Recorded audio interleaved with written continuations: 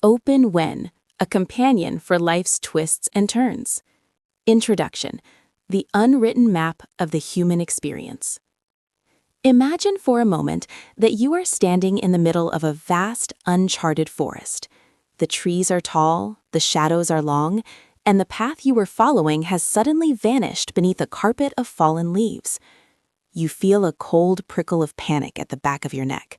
You weren't prepared for this. You didn't bring a compass, and the sky is beginning to gray with the threat of a storm.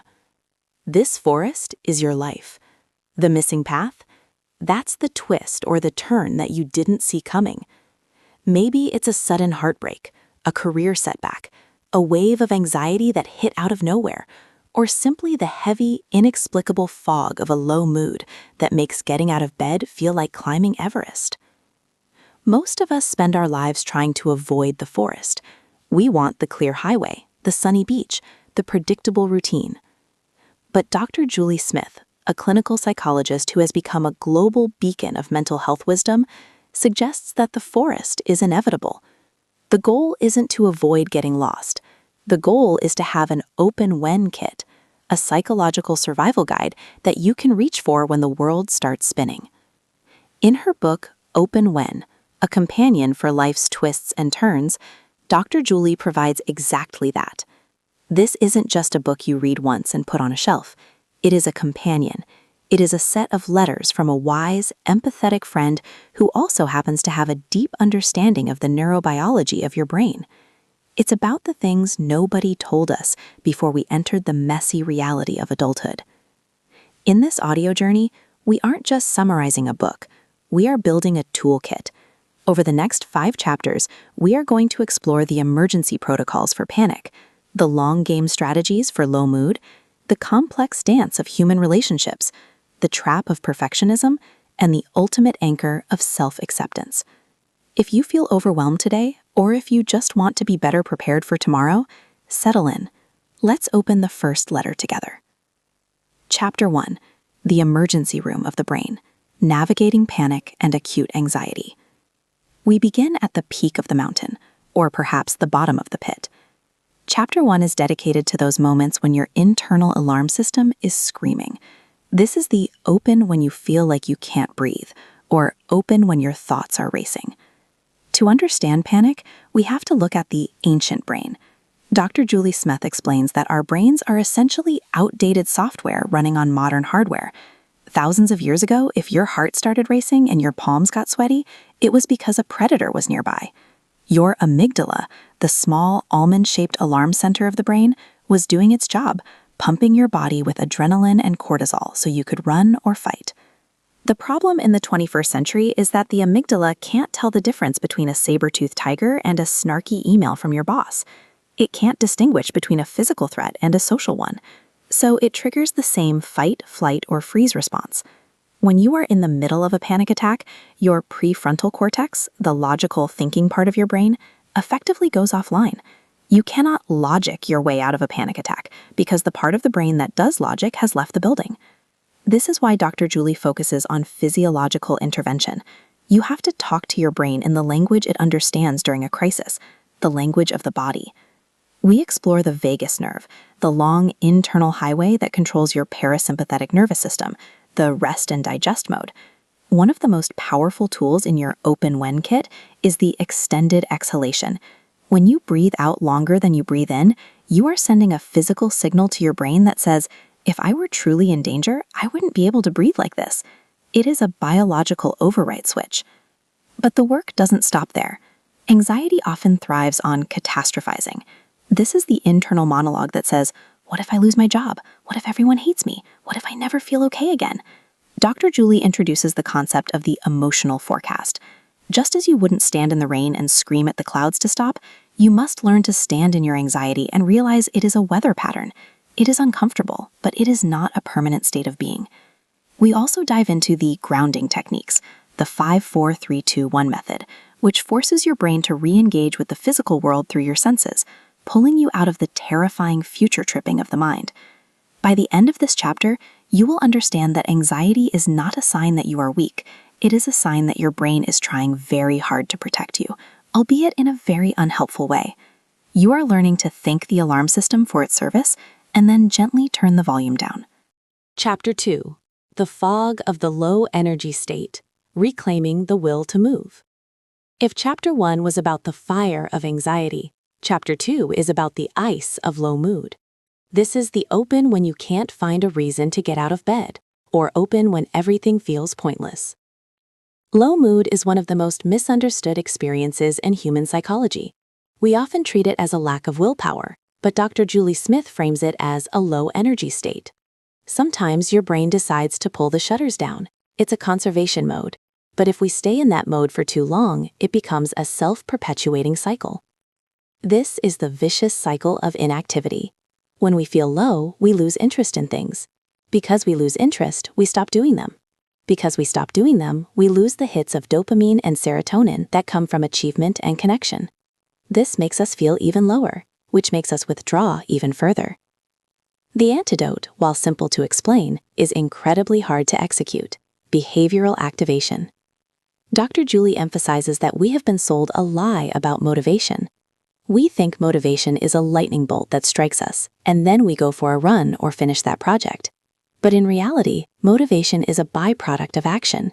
You don't feel like doing it, so you do a tiny, infinitesimal version of it anyway, and then the motivation shows up to help you finish.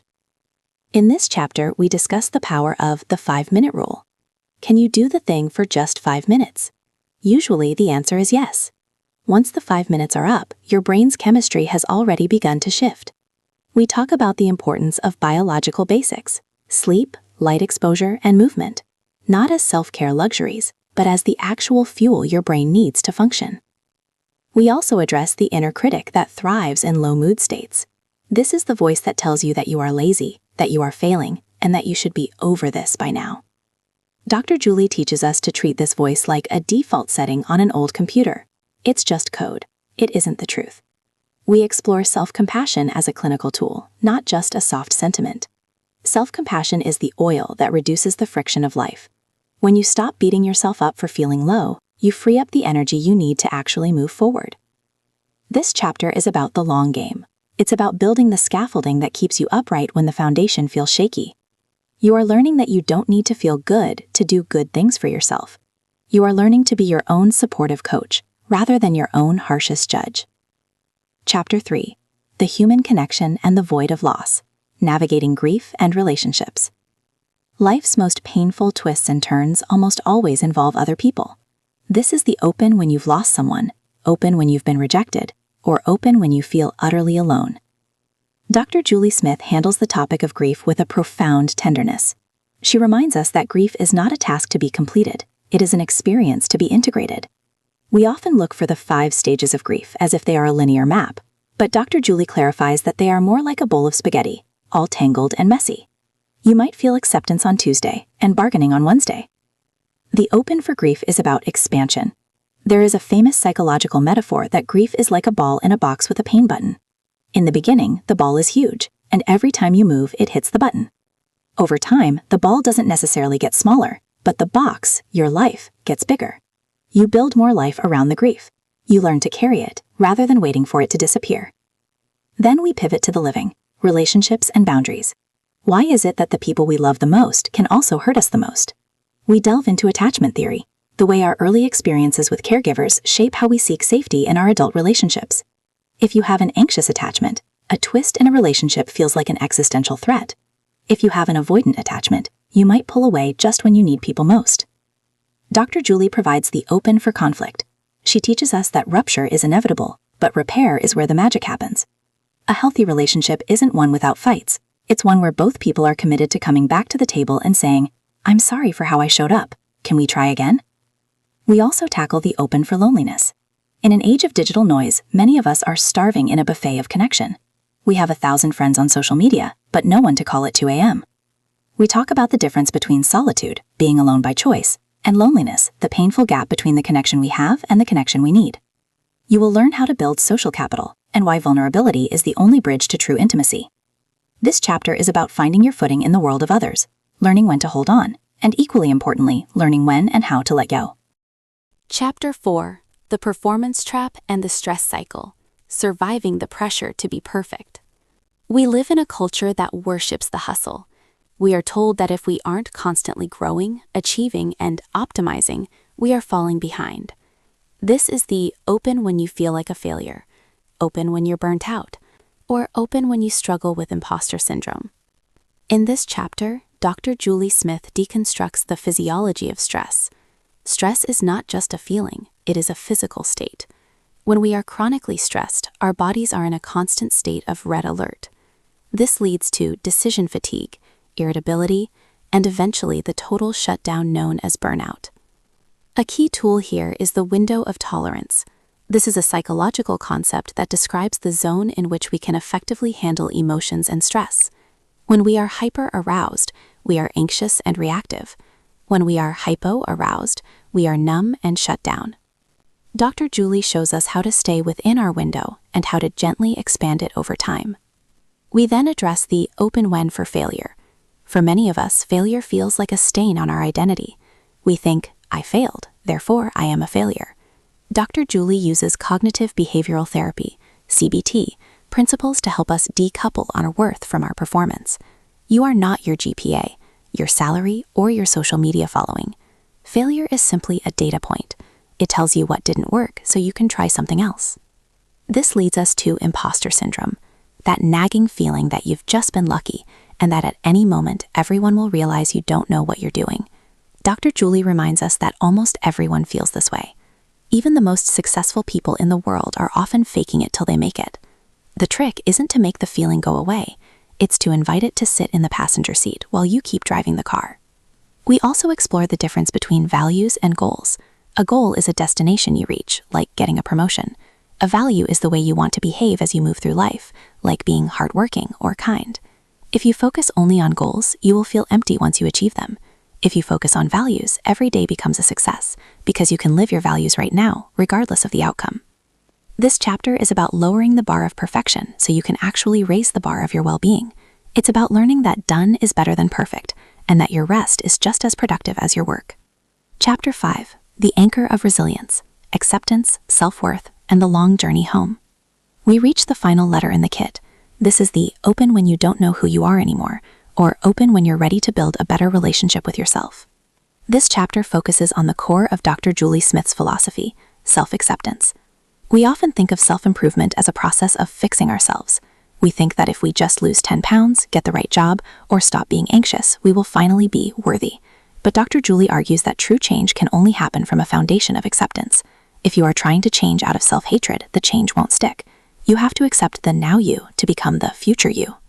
We explore the principles of acceptance and commitment therapy, ACT. This is the idea that we don't have to fight our difficult thoughts. Instead, we can practice diffusion, viewing our thoughts as separate from ourselves. You might have the thought, I'm not good enough, but instead of believing it, you say, I am noticing that I am having the thought that I'm not good enough. This tiny shift in language creates a space for you to breathe. We also discuss the anchor. In the middle of life's twists and turns, what is the thing that stays steady? For Dr. Julie, the anchor is your relationship with yourself. Most of us are our own worst enemies. We say things to ourselves that we would never dream of saying to a stranger. We explore how to cultivate a compassionate inner voice. This isn't about toxic positivity or lying to yourself. It's about being a supportive witness to your own life. We talk about resilience. Resilience isn't about being tough or never breaking. It's about the ability to bounce back, and sometimes to bounce forward. We look at post-traumatic growth and how our deepest wounds can become our greatest sources of empathy and strength. As we conclude this chapter, we look at the open when for the rest of your life. Mental health is not a destination. You don't arrive at being mentally healthy and then stay there forever. It is a daily practice. It is the choice to keep using the tools, to keep opening the letters, and to keep showing up for yourself, even when it's hard. You are the author of your story, but you are also the protagonist who is allowed to make mistakes. You are a work in progress, and that is exactly as it should be. The forest may be dark sometimes, and the twists may be sharp, but you have the kit, you have the companion, and you have the strength to keep walking. Outro. The journey continues. We have traveled a long way together through the wisdom of Dr. Julie Smith's open when. We have navigated the heights of panic, the depths of low mood, the tangles of relationships, the pressures of performance, and the quiet sanctuary of self-worth. The most important thing to remember as you close this audio experience is that these tools are now yours. You don't have to remember every word, and you don't have to be perfect at using them. Psychology is a practice, not a performance. Every time you take a deep breath during a stressful moment, every time you choose to do one small task when you feel low, and every time you are kind to yourself after a failure, you are opening a new chapter of resilience. Dr. Julie Smith's mission is to put the power of therapy into everyone's hands. She has shown us that while life is full of twists and turns, we don't have to face them unarmed. We have the clinical insight to understand our brains and the human empathy to soothe our souls. If you found peace, clarity, or even just a little bit of hope in this deep dive into the human experience, and if you like content like this that bridges the gap between science and the soul, please like this video and subscribe to the channel. Your support helps us continue to bring these life-changing insights to everyone who needs to hear them. What open when moment are you facing today? Let us know in the comments. Sometimes just naming the challenge is the first step toward overcoming it. Thank you for listening, thank you for your time, and most importantly, thank you for taking care of yourself. The path may be winding, but you're doing just fine. Thank you.